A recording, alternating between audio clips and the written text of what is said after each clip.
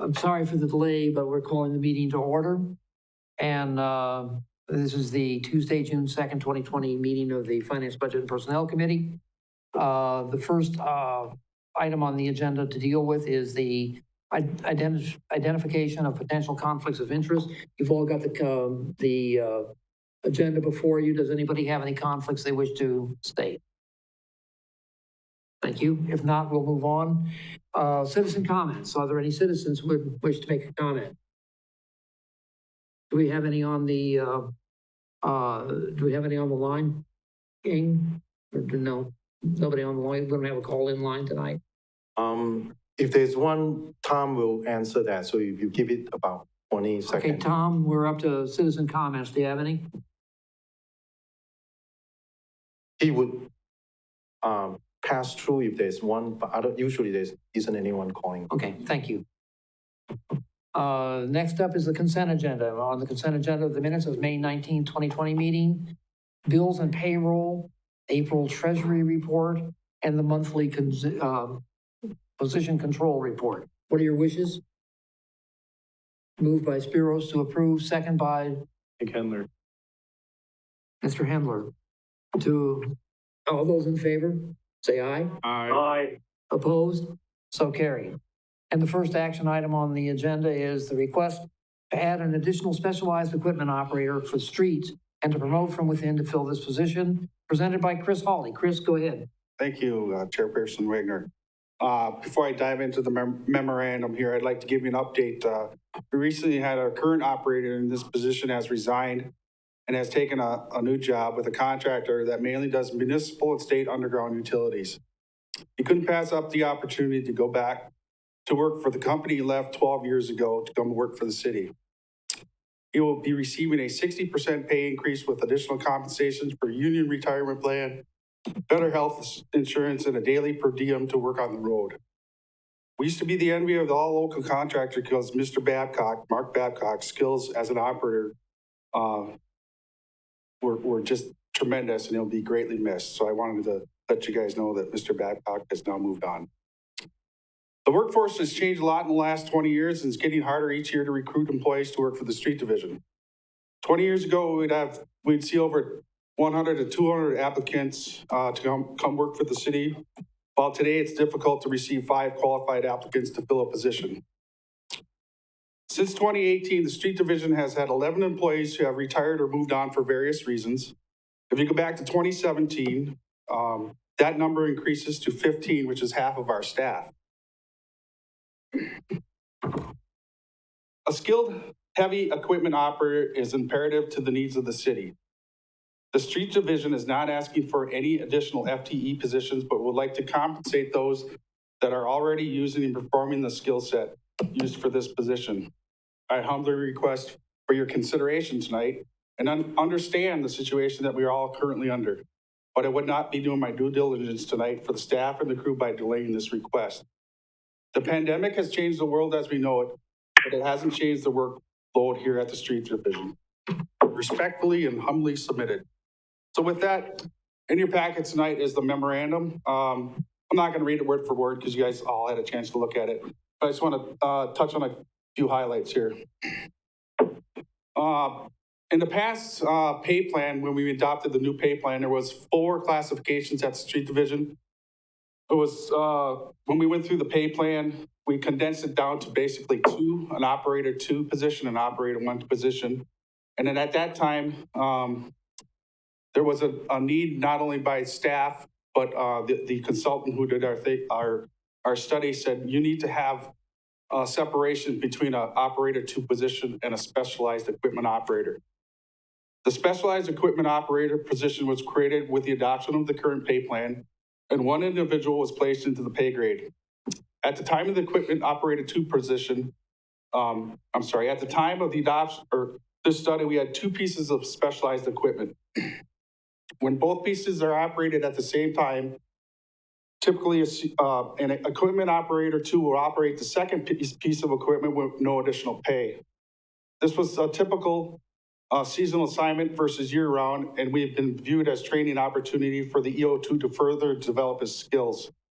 We recently acquired a 3rd piece of specialized equipment of which 2 are now used simultaneously throughout the year, creating the need for a second specialized equipment operator. This is a continuation of the vision of the previous street superintendent to get the right piece of equipment for the jobs we do and employ highly skilled operators to get the highest efficiency out of our operations. The need for an additional specialized equipment operator is now more evident than before with the addition of our new rubber-tired backhoe and how we have this crew split up between projects. One operator is used mainly for sanitary and concrete work, and the other is doing storm and mill-in-place projects. The fiscal impact, we kind of took a stab at it here, and Jen's here tonight. Maybe she can help me out a little bit more, but we talked about this.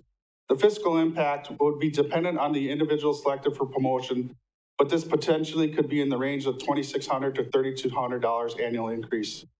The additional cost of this can be absorbed within the street division budget for 2020 based on funds unspent due to current vacancies. With that, staff recommends adding an additional specialized equipment operator and promoting within to fill the position. Please note that no FTE position is being requested and staffing levels are to remain the same. Thank you. You've heard the comments. What are your wishes?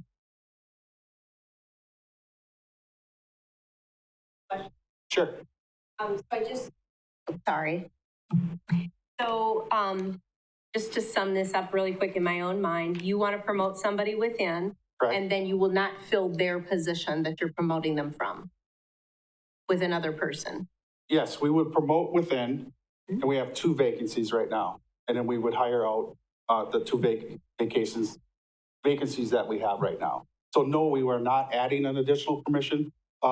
We are promoting within. So basically we have 26 people and 4 staff. We will continue to have 26 people and 4 support staff. Right. So what you're asking for is just that one of those people go up to a higher pay. Exactly. Got it. Okay, Thank you. Any questions? I have no questions. Mr. Handler? Thank you, Mr. Chairperson. Could the supervisor please explain the difference of that piece of equipment or what they previously had? Sure. Our specialized equipment operator, when operating these 2 larger pieces of equipment, due to the complexities of the controls, blind spots, soil conditions, depth of trenches, and so forth, he is in complete control of that job site and the safety of all the working around it. He's the guy who makes the project move along smoothly. He's in charge of material moving back and forth, typically on a mill and replace project. He's removing topsoil fill from that type of material off-site and instructing truck drivers what to bring back, whether it be crushed material to build up shoulders, road-based millings, and so forth. It's a well-oiled carousel of movement of materials. It takes time and experience to develop these skills to sometimes think 4 to 6 truckloads ahead in advance to make sure you have the right trucks hauling the right material back and forth to the job correctly. On a storm sewer project or sanitary sewer project construction site, this individual is not only responsible of having the right material on site, he has to have the knowledge and skill set to operate the site in a safe manner, worry about where his guys are at all times, trenching safety, watching soil conditions for cave-ins, and so forth. All 3 pieces of equipment attached to the memo that you see tonight, I took pictures of, do this type of work with two of these recently being used simultaneously.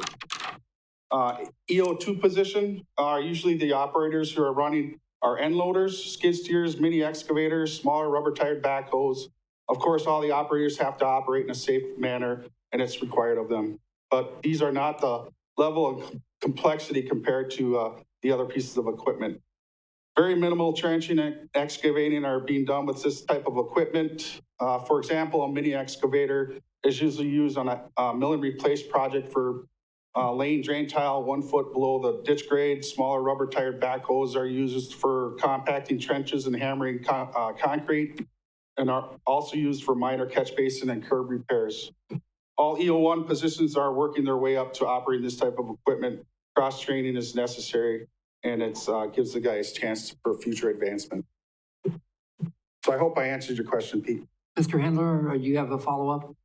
Yeah, please. Is this a new piece of equipment that you have? Yeah, we just recently purchased it last fall. And not only is it used in the summertime, it's very versatile. We're now using it in the wintertime also to help out with snow removal. And not only that, our sanitary projects that we can't get into because of soil conditions, wet soil conditions, we do some sanitary work in the wintertime also. Oh, okay, Mr. Chair, follow up again? Yeah, go ahead. If this is a new piece of equipment, how was the work done previously that would allow for a change in position description? We had two pieces of equipment, and our tracked backhoe is still being utilized in certain aspects of basically sanitary jobs. And then we purchased this additional piece of equipment to replace one of our smaller rubber-tired backhoes. And that piece of equipment we found out to be very versatile, and it's a larger, more complex piece of machinery that requires this type of skill set.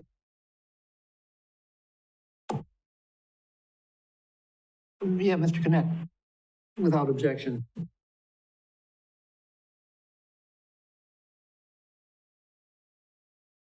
I would just like to follow up on Pete's question about what we did prior to having this third piece of equipment. And at that time, we had two other pieces of equipment, but they weren't able to do quite the same thing. So we had more or less consecutive or simultaneous scheduling of those pieces of equipment, meaning that they weren't operating at the same time. So if we had a job that required both of these types of equipment, they'd have to be stretched out end to end versus having two projects going on at the same time. Now that we have this specialized piece of equipment, we can do excavations that our other pieces would have to be scheduled independently on. So I guess what I'm saying is we weren't able to be as efficient because we had to do those projects back to back versus at the same time. I will say that I was able to sit in on the demo of this piece of equipment last fall, and it's amazing what it can do. It's much more versatile than the traditional track backhoe that you see on a job site. It moves in all kinds of crazy directions, and it does require some specialized skills to operate it. That's why it can do a lot more and get in tighter places and do a lot other functions that our other machines just couldn't do. So I do agree with Chris's requests and ask for your support. Thank you. Thank you. Mr. Handler? Yeah, it almost appears that every time a new piece of equipment comes up, it is followed up by a position description or a step up. I find that very difficult to accept. Thank you. Mr. Wetzel? Thank you, Mr. Chairman. This new equipment, does it require any additional training and or licensing? No additional license, but it requires some pretty extensive training, yes, but through our salesmen and our support staff. So the company that sold it was the company that provided the additional training? Yes, we had about 2 days of training on it. Okay. And how many people have received that additional training? Approximately 5. Okay, but you're only looking to move one up? Exactly, because we need to have, if somebody's on vacation, we need to have somebody that is able to operate the equipment. Okay. So, what are the total number of positions you have in each of the types of positions that you have in your department? We have operator 1, 9. operator 2, and please include your numbers of the open positions currently. Sure. We have 9 total equipment operator 1s. We have 1 inventory specialist that's in pay grade 123. We currently have 9 equipment operator 2s, equipment technician operator, and assigned technician operators in pay grade 125. And then our mechanics and the specialized equipment operators are in pay grade 126. So that's 2 mechanics, 1 fleet inventory specialist and 1 specialized equipment operator currently. Okay, maybe it'd be easier if we just identify the number in each pay grade. Okay. There's a lot of confusion. Sure. So we have 4 in pay grade 126, 12 in 125, and 11 in 123. Okay. And so if I understand correctly, you want to move one of your 125 positions, one of those 12 positions into a 126 position to make it Correct. 5? Yes, And then the 125 positions would be 11. correct. And if I add all these up, I'm seeing 27 total positions. Does that include the open positions? 26 total positions. Did I add that up Said wrong? 4, 12, and 11. 4. I apologize. You had 4 at 126, you had 12 at 125, and you had 11 at 123.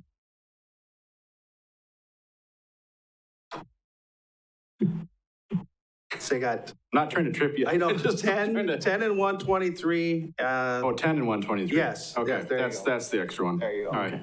And, okay, so 4 and 126, 12 and 125, 10 and 123. There you go. Total of 26. Yes, There we go. I've done this so many All right. times. How many of those positions are currently open? 2. And how long have they been open?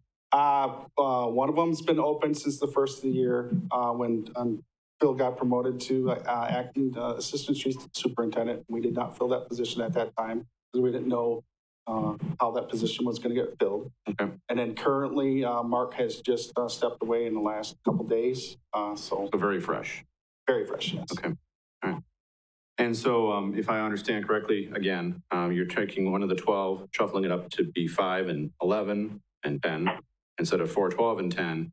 And there will be no change to the budget this year because you've essentially saved money. But at the same time, you're still looking to replace those 2 open positions yet this year. Yes, we are. And hopefully, we're right in the middle of construction season. We hope to have those positions filled in within 4 to 6 weeks. Okay. Usually takes about 50 days for that process to go through. And I have just one more side note, and this is probably more directed at our HR manager than at you, but I just want to, I guess, throw this out there. You started out your discussion here or your presentation here with concern that the current level of pay is not necessarily competitive and therefore it's difficult to find people. And I guess my concern is, why is that the case if we've just in the last few years spent a significant amount of money, resources, and everything else to come up with a full reevaluation and pay schedule that we're to be using to be competitive, but yet we're not. I guess, I don't know if you have any input on that. Well, that's not totally germane to what we're discussing here, but maybe we could bring it up under items for the next meeting. Okay. Would that be fine. Would that be okay That with would be you? fine with me. Yeah, it All right, Jim. came up with discussion, but I wanted to. Yeah, I understand where it came from, and that question came to my mind also. Okay, thank you. Ms. Spiros, go ahead, please. Thank you, Chair. So can you tell me what step, I see that you have it highlighted as in yellow, both step 1 on this letter, but I don't assume the person's on step 1, right? Yeah, we don't know who that person will be yet. Okay, got you. Okay. Nick, go ahead. Just a comment that, yes, as we get more complicated pieces of equipment, we're obviously going to need people with a higher level of skills and abilities to be able to operate those pieces of equipment. If we were back in the days of digging ditches by hand, I could even do it. So, or maybe not my back, but I would make a motion that we approve the change from an equipment operator to a specialized equipment operator. Is that what it is? Correct. And fill that position with a promotion from within the department. Is that the correct, what they're seeking exactly? Is there a second? Second by Mr. Wetzel. Discussion? I'm going to just add one thing here. I was not totally sold on this idea. I still think, I think maybe the differences in the classifications and the skill sets required need to be realigned and looked at. But at this point, this is sort of midstream and I don't want to change course at this point. So I think I'm going to go ahead and support this, although I do have reservations. So is there any other discussion? If not, all those in favor say aye. Aye. Mr. Handler? No, No. No. 1, 2, no. The vote is 3 in favor, 2 opposed. The motion carries. Thank you for your time. Thank you. Next item on the agenda is discuss the next steps regarding assessing services in the city of Marshfield, presented by Mr. Bard. Steve, go ahead. Thank you very much. When we last met 2 weeks ago, there was discussion about possibly entering into a contract extension with Rhoda Appraisals LLC. Their current agreement runs through the end of 2020. At that time, the committee was not supportive of that extension, and they directed that we come back this meeting with options on where to take things forward with respect to future assessing services, which I'm going to do here tonight. But before we do, and I know I walk kind of a fine line in saying this, but I feel compelled to kind of address a couple things from that meeting that were discussed that I think maybe weren't factually accurate. One of the things that was referenced in part of the discussion, a lot of the discussion actually, was a letter that had been sent out to all the council members and the mayor from a property owner who felt aggrieved by a decision made by the assessor and how that decision was arrived at. And there was comments made that it sounded as if he had not attempted to adequately meet and talk with the individual involved, and that he had not even visited the site in question. I felt at that time, sitting there, listening to that discussion, that was not accurate, but I didn't really want to jump in because I didn't have details at my fingertips. But in speaking with the assessor and reviewing file information since, it's evident that that's not actually correct. It's clear that the assessor had met with that individual on multiple occasions and had visited the site on more than one occasion before coming to the determination he made. And he did give a 15% reduction in the value of that land from about $158,000 down to about $135,000. That was not satisfactory to the property owner. Ultimately, that landowner did go to the board of review, which was held 2 days after your last Finance Budget and Personnel Committee meeting, and the request was denied. The assessor's appraisal, or his assessed value, was upheld by the board of review at that time. There was additionally another series of comments that talked about something that came to the committee and the council's attention very late in the process, which is not the norm, I understand, but regarding a decision made regarding a very large exemption request made by one of our larger taxpayers. And I just here to tell you again that from what I heard from the assessor, and I know this from him, it was a very, very difficult decision to make. He wrestled with it a lot. He kept trying to pry for more information. He tried as hard as he could to work with that taxpayer before finally having to make that decision. And he's not trying to make these at the last minute and slight anybody, but he went as far as he could down the road before he finally had to make a final determination, which was to reject the request for the exemption. In my opinion, in talking with other city staff, and Keith Pugh, the deputy city assessor, is here tonight, I believe that Rhoda has worked very well with the public and very well with other city staff. And I just want to make that known before we go forward. Again, I'm not here to lobby the committee, but I just felt that record needed to be cleared up a little bit, because I felt like some of the things that were being said in good faith by committee members, that there's some things that needed to be heard that had to be expounding on that, to just share what actually is factual, especially considering that one complaint that was submitted to you by mail. And so I would respectfully request that some sort of contract with Rhoda, even if it be negotiating something different than they submitted, still be in the mix as we look at our next steps. So that would still be, in my opinion, option number one. Others, I submitted to you in the agenda packet an RFP that we used back in 2017. Back then, Jen was actually the point person for the process we went through. It's about a 15-page document. We did receive 4 proposals. Rhoda was one of them. There were 3 others. We ultimately interviewed 2 firms before deciding on Rhoda. There are other companies that do this. There's no question about it. I get courted by them through the mail, sometimes even by phone, definitely when I go to conferences. So there are other firms that do this. We could obviously go through that process. I think it probably took a good 60 to 90 days, if I recall, to go through the process of soliciting proposals, meeting with the people involved, doing interviews of sorts, bringing it through a committee for recommendation to elected officials before we made it a selection to pick an assessor. And that's what happened with Rhoda back in 2017.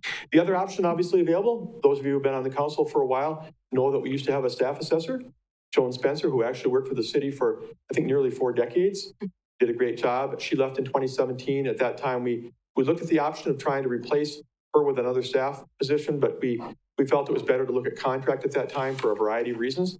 And truthfully, we've always had a little bit of a question in our minds as to whether or not we could recruit another staff assessor to central Wisconsin in this day and age. It's not easy to get staff assessors for smaller communities. Many cities across Wisconsin have gone to contract assessing with one of the firms that I was mentioning earlier that work throughout the state. But it's still a possibility. I put the job description that we last had for Joan in your packet. You can see in that 2-page document what her responsibilities were and what her duties and expectations were for that position. So at this point, I guess I would throw it open to any further discussion or comments, but those would appear to be our options going forward with respect to assessing services after this year. The floor is open for comments. Anybody want to make a comment? Mr. Wetzel? Thank you. I'm not certain how much of this I should bring up in this particular venue and setting regarding those clarifications that Mr. Barg had brought up. Will ask It's the chairman. germane, if it's germane to whether or not we should go one way or another, So it's not important, we won't, Huh? I won't talk about them? It's excuse not, me. you don't feel it's important? No, I said if it's germane to Okay. why we should make a decision one way or another, go ahead. Well, two issues have been brought up, and you've commented on both and defended both. And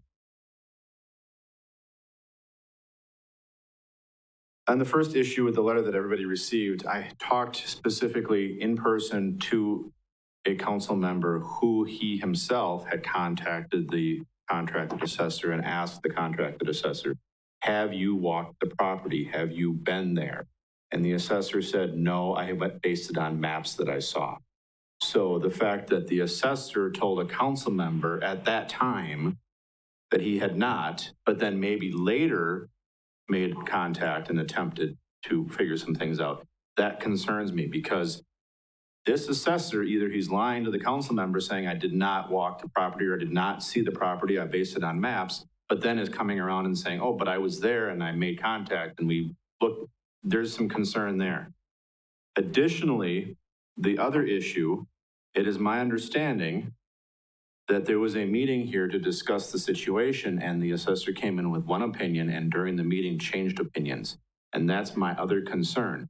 The assessor should have an opinion and should come in and defend that opinion, not flip-flop in the middle of a discussion in the middle of a meeting. So that's my other concern.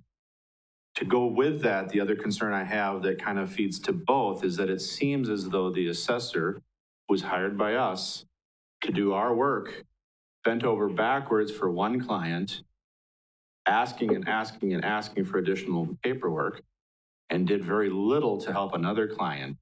And that's another concern. There should be an even approach. There are deadlines, there are expectations, the assessor puts those things out there. A person, a company, whomever wants to do something needs to follow through those. It's fine to send out a reminder saying, hey, by the way, don't forget, I was supposed to have received this and I didn't, but to continually hound in order for them to be given additional tax leniency, I think is not necessarily in the best interest of the city, and I don't think it's necessarily in the job functionality of the assessor. So those are some things that are, again, jumping out at me in terms of some grave concerns with our current situation, and I will wait and hear what other committee members have to say. Can I respond to those? Yes, please. Okay, and I don't know, maybe Keith knows more about this than I do. When you use a phrase like walk the property, I'm not, I understand it's a 6-acre parcel. So my understanding is that the assessor has been to that site. Was he on foot? I guess that's not something I'm aware of. With respect to the other issue, I think that the assessor, one of the things that some people have been concerned about this assessor with is his requirement that proof be demonstrated. Very clearly, proof be demonstrated for an exemption or for a reduction in value. And in some cases, there's other assessors across the state and even our previous assessor here who maybe were a little bit more lenient than that. So the case you're talking about where he went down to the wire with it, they submitted information, but they really hadn't appeared to fully cross the threshold. And I think he was wrestling with whether or not they'd met the standard. Even when he met with us that day, he was still kind of wrestling in his mind with whether or not they'd done enough to cross the line for what they were requesting. So, I've seen the assessor make very strong, confident decisions and inform taxpayers a lot. In that case, I think it was just one of the most difficult ones he'd ever dealt with. He said that to me after the fact. But as far as the one you talked about with the letter you received in the mail, my understanding is that multiple efforts, and I think they involved the deputy city assessor as well, were made to try and work with this property owner. I'm not in the assessing division, so I don't know exactly what those entailed, but I was told that he had been at that site. He's seen the site. Whether he's walked it on foot or not, that's a different issue. Before I recognize Ms. Spiros, remember that the action the council took, the specific action that we took was to refuse to extend the contract for 2 years that currently exists. Mhm. And there was there were many reasons for that. And some of what we're talking about now is the current subject that we're discussing was basically a core of anger around that office, which I think influenced the question of whether or not we should continue with this assessor, go out for another assessor, or have our own. And so eventually, I think we're going to have to bring it back to those three things. Are these problems that have been expressed, are they grievous enough that we want to change assessors, or go to our own assessor, or remain with the same one? So Ms. Spiros, I'm sorry to interrupt you, but I recognize, but I see the dark clouds out there too, Ms. Spiros. I see what's going on. Yeah. Go ahead. Okay, so with that in mind, I express, or I have some of the same concerns that Mr. Witzel has talked about, and I think that is pivotal to our decision on whether we or what we do going further, and especially where Grota is concerned. And I heard the same thing. I heard the same thing, that he told the council member he didn't go to the property, that he looked at a map. I didn't talk to him personally. So I'm wondering, Mr. Pugh, do you know the answer as to whether Mr. Without objection, we'll allow Mr. Pugh to answer that question. So when the property owner contacted, I was the first one to be contacted. So once he contacted me, I was the first one that went to the property. I took pictures and got that information for Jim, the assessor, to look at first. Jim probably went to the property in March sometime, once he knew, when he was trying to make his final decisions, whether or not he was going to change the value of the property. I drove him in the assessor car. We walked the property. We looked at other possible properties that could possibly be similar to that property, and whether or not those values were correct as well, and what we had for access and so forth.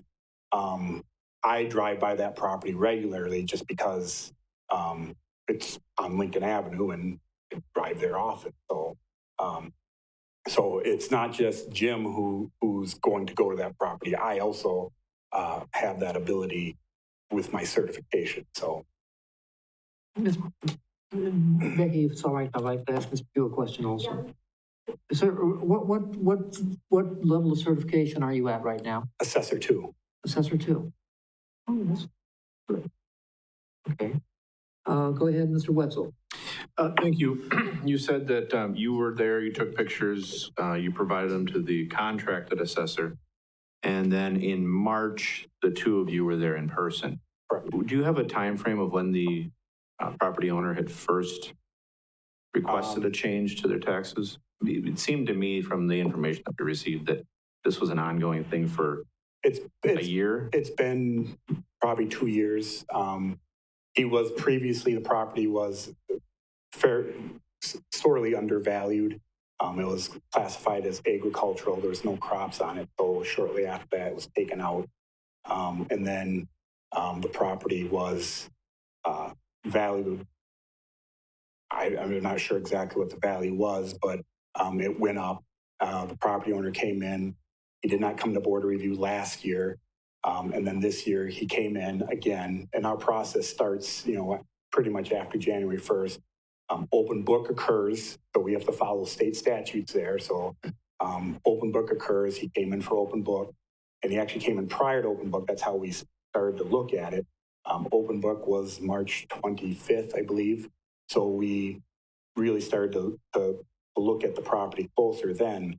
And then as it got closer to board of review, that's how it was, we planned all the case against or for his assessor.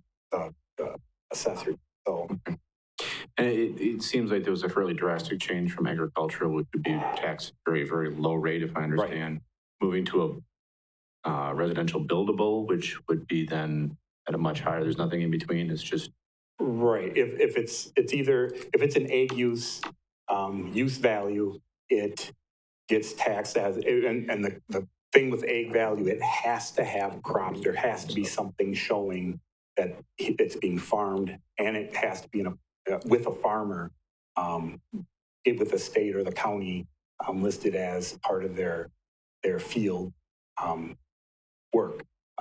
If it's flooded, we still keep it in ag. Just because they can't farm it doesn't mean it's not typically a farm. So. The questions now, Steve, as I understand it, the contract with our current assessing consultant ends on 12/31/20, is that correct? It does, and Jen brought to my attention after the last meeting, the contracts you have with assessors are so clearly tied to preparation of the role and going through that process with board of review and certifying. For the balance of this year, it's largely doing the maintenance type work. If we were to go with a different assessor through an RFP, we'd have to work out how that transition would best work. But the contract specifies that they will work for the city of Marshfield through December 31st of 2020 and be paid accordingly. Okay, so, and you say, from your earlier testimony, you said that it would take anywhere between 60 to 90 days to do the RFP process and that sort of thing? I'm just trying to think back to when we did it in 2017, and you think about, you put out a request for proposals, you take them for 30 to 45 days, and by the time you have a committee of people together interviewing and you bring forth a recommendation to this committee and to the council, you got to be looking at somewhere in that range of up to 90 days, I would think.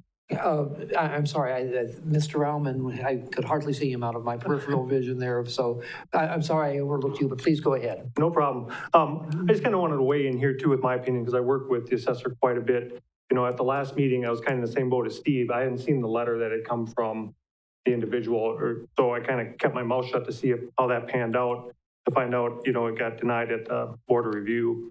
But my experience, I think he's very professional, very diligent. I think he does require a lot of documentation and proof, and, surveying other finance directors, that's not necessarily the case, especially on a flat rate contract where, it's maybe a little easier to get an exemption or a claim because they don't want to take on a large corporation or they don't want to spend the time to research it. So I think he's got a good track record in all the bigger cases. They've held up at the JRB, and on other challenges. So I guess my concern is, that we have someone in hand who I think is good and diligent. And I can't speak to individual cases because I don't get down to that level. But I would recommend him. I would, you obviously have maybe some customer service concerns, but my interaction with him has been excellent the whole time. The question seems to be, and I'm here listening to my fellow older persons and forming my opinion of having dealt sometimes with the assessor's office. The question seems to be, are the citizens of Marshfield better served by having an in-house assessor, or are we better served by a consultant? And go ahead, Mr. Wetzel. that, I guess, leads to a question that I wanted to follow up with. Mr. Pugh, you said you're assessor 2. What is the typical in-house assessor position level? For Marshfield, you have to be an assessor 2. So you'd be the minimally qualified to be an in-house assessor? Yes, and the maximum 2. And the max? Yes. Okay, and are there organizations, professional type organizations that a person, because it seems to me like we have a contracted assessor who has a whole company behind him. So any questions, boom, he's got the whole company there, maybe other assessors that are on staff, whatever else. Are there organizations for self-contained, if you will, assessors within a city to be able to reach out if there are questions? So if a person such as you were in a city such as ours and had a question about something that came up legal or assessing wise or otherwise, is there an organization or a group of people that a person in a role could reach out to get those questions answered? I mean, some support of some sort. Yes. There is. I mean, that was a long way to ask a really long question that you could answer with one I was word. waiting for you to finish. Thank you. The staffing, the normal staffing of the office is how many people? 3, right? 2? You. Right now, it's him. Just me. And then Jim comes. And Jim, and he's not here every day, he's here. He's here once a week, at least once a week. Didn't we have more people in that office until just recently? We had at one time, when I first started, 4 people in the office. 4. Okay. And then the deputy assessor retired, and they didn't replace him. And then the previous property appraiser is no longer with us as well. So, and I moved up accordingly. So, Mr. Barg, how much difficulty would it be for you and Jen to prepare an estimate for us of what it would cost to fund I think 3-person department or 2-person? Maybe give us the 2 and 3-person department. And that is, 3 in-house people and no outside. Probably we could do that, yeah. I don't think it'd be Could you real bring that hard. back in 2 weeks? Okay, thank you very much. What we would need to do is create a job description. This meeting? What we'd have to do is create a job description, run that through McGrath Human Resources Consulting to get a pay grade because that position was already removed as we went to the new pay scale. Well, I think, didn't you have a job description in the packet? Wasn't there?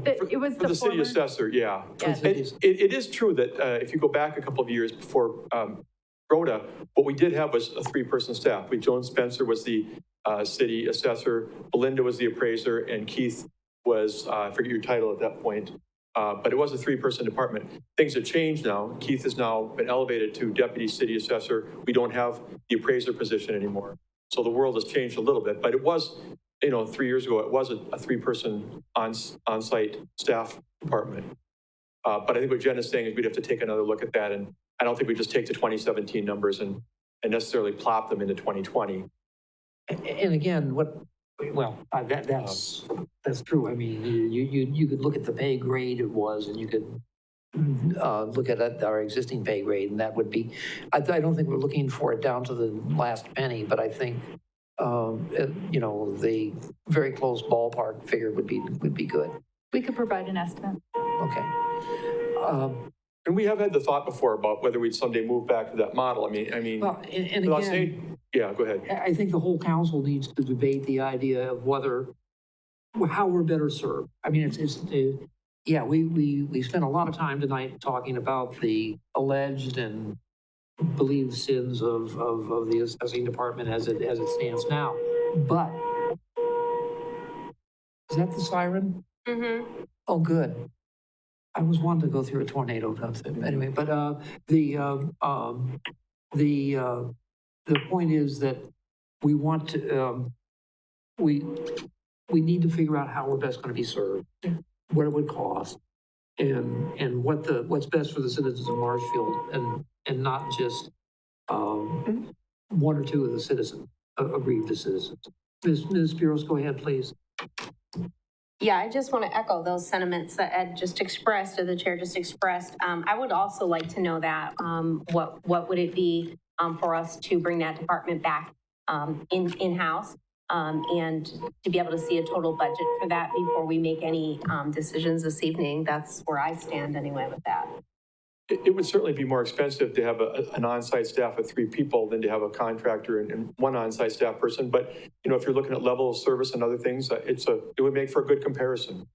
Well, and I think If I may, Mr. Wenzel, if you don't mind, You're the I chair. think maybe some of the things that the council was most concerned about could be best handled if we could guarantee them better customer service. Yeah. And get better customer service out of it. I appreciate that. I just wanted to kind of clear the air with my opening comments because it's not just the assessing position, it's also building inspectors and other types of people who work for the city. Their contacts are not all going to be perfect and not everybody's always going to love them. And I guess I just wanted it known that there was another side to that story, in particular with the aggrieved property owner, that I feel, and I think others feel, in the city staff that Rhoda and Jim Toth in particular does work hard to try and accommodate needs. And he doesn't make everybody happy. There's people right now who believe they should have gotten reductions that they didn't get. That comes with the territory. If there's a question of trust, what Mr. Witzel was saying, where you really wonder whether what you're being told is a true scoop, that's a totally different thing. But as far as not agreeing with property owners, that comes with the territory. Mr. Witzel, go ahead, please. Just a quick, again, clarification. We're talking about some cost estimates for an in-house department, if you will. And I was looking back at last week's agenda to get a price of what we were looking at contract-wise. So I wasn't fully mentally engaged to what you said, so I apologize. But previously we had an assessor. We had, you said, an appraiser. And then we also had Whatever Keith's position was called back then, was it assessment technician or? No. Okay. So And more was of an it administrative assistant. essentially 2 field people and an office person? And is it necessary, if we're moving this in-house with our reconfiguration, the way City Hall is now set up, that we would need full 3 people, or would there be some ability for some of those administrative? I'll let Keith speak to that. I'm not sure if it's things the be number done of bodies as much as it is the expertise and what those people can do. Like Steve said, the expertise is what you need, Right. not the bodies. You can probably run the office with 2 people and not have many issues. Because if you were essentially a secretary, could we have somebody else who's already on staff cover some of those secretary duties that you had kind of alluded to, or would it require a 3rd person? I would assume if a second person joined the staff in the assessor's office, we would probably split more of those duties. So yeah, most of my contacts now, half my day is taking phone calls and redirecting because they call the assessor because we're first phone book.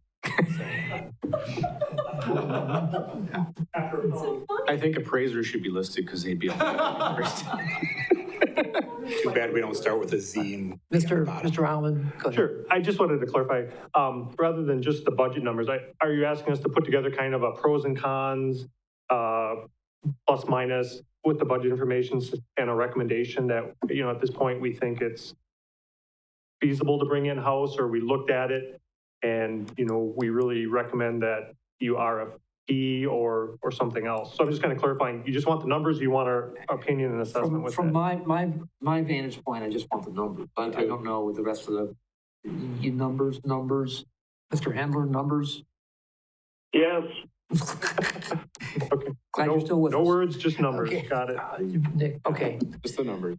There was just one last point I wanted to make, and I brought this up in the CIP meeting, and during the next 5 years, we're talking about $500,000 in the cost of doing revaluation.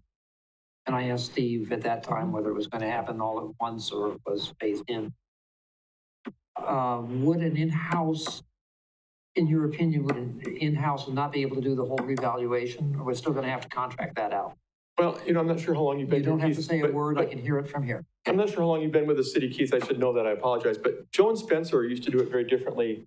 She did it, I'll use the word piecemeal. I mean, Rolling. 1 year she would do all the ranches. At least she told me this one. And then another year she would do all of something else. So it took a period of time. Were you here during a more organized reval? I shouldn't say that. That's a bad word, but. it was piecemeal. I guess that would be the polite word to say it. she would look at neighborhoods and the style of house, and try to get, a feel for that.